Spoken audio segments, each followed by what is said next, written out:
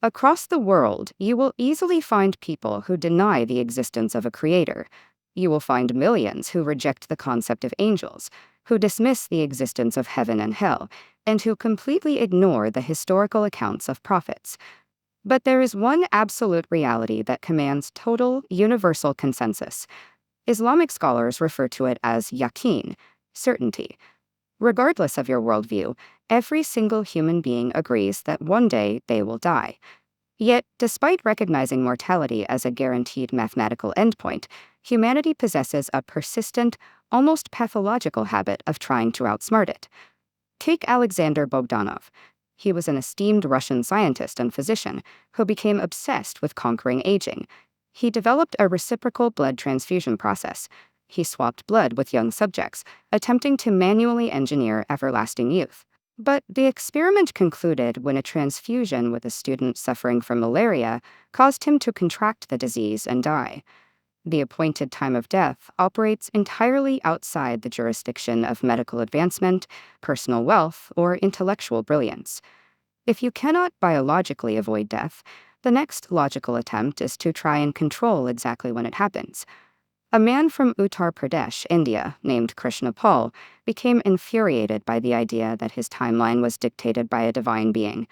He decided to orchestrate a highly public spectacle to prove his ultimate autonomy. He announced that he would end his own life on December 12, 2012, at exactly 12 p.m. Early that morning, Paul carried a manifesto up to a high water tank, gathering bricks to violently barricade himself against anyone trying to intervene. But as the morning wore on, the local police arrived. A massive crowd gathered, shouting and pressuring him to come down. Under the intense psychological strain of the standoff, his resolve fractured. He jumped from the 80-foot structure early. He died upon impact at 11 a.m. He successfully secured his own demise, but the precise minute of his death remained entirely out of his hands. There is an ancient account regarding a courtier sitting beside King Solomon. A stranger walked into the room and began terrifyingly fixating on this specific courtier. That stranger was the angel of death, manifesting in human form. Panicked by the stare, the courtier begged Solomon to use his power over the winds to transport him far away, to India. Solomon obliged. Later, the angel of death explained his bewilderment. His divine orders were to extract that man's soul in India that very day, and he couldn't fathom how the courtier would get there. The courtier's desperate attempt to flee mortality didn't delay it. It merely provided the exact transportation required to reach the preordained spatial coordinates of his end. We see this same futility with physical barriers in the story of King Shaddad. Driven by immense arrogance, Shaddad challenged divine authority by using the world's greatest architects to construct a literal, physical replica of paradise on Earth. After years of gathering the most expensive materials, the project was finished.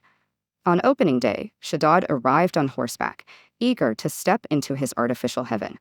He pulled 1 foot out of the stirrup, but as he stepped down, with his boot hovering just millimeters above the threshold of his garden, the angel of death extracted his soul. No amount of geographic distance and no wall constructed by human hands can alter the locked variables of time and location. If the when and the where of your final moment are mathematically locked, the only remaining variable you actually control is the how. Your final moments of consciousness are rarely a sudden awakening.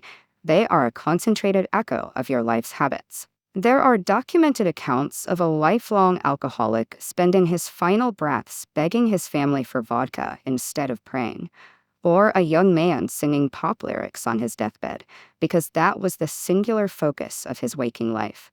And this dictates an alarming reality.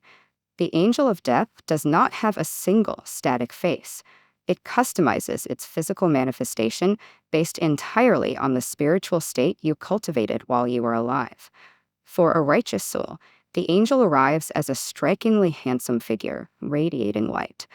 Dressed in pure white and carrying a beautiful fragrance, he greets the dying with a message of absolute peace. But for a wicked soul, the manifestation is violently different. The angel appears as a pitch-black, towering giant. His head scrapes the sky, he emanates an unbearable stench, and literal fire blazes from his features. For a rebellious soul, simply witnessing the sheer terror of this entity is a profound and complete punishment before the soul is even taken. You cannot schedule the hour, you cannot map the location, and you cannot out-engineer the absolute certainty of death. Your only true agency is choosing which version of the angel is waiting for you